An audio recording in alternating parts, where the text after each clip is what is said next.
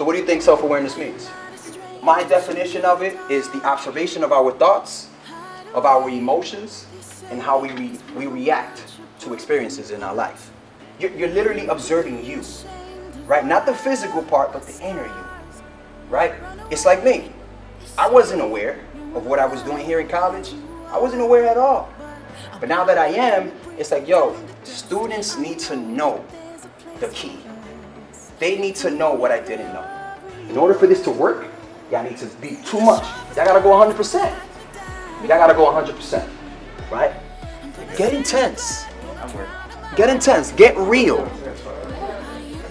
I want to hear the higher you speaking louder than the ego. The moment that we tap into our higher self is the moment that everything in our life changes. The power that you feel right now is what I need you to work with every single day. Every single day. If you want to do a live talking about whatever, fucking do it. Don't think about it too much. Do it.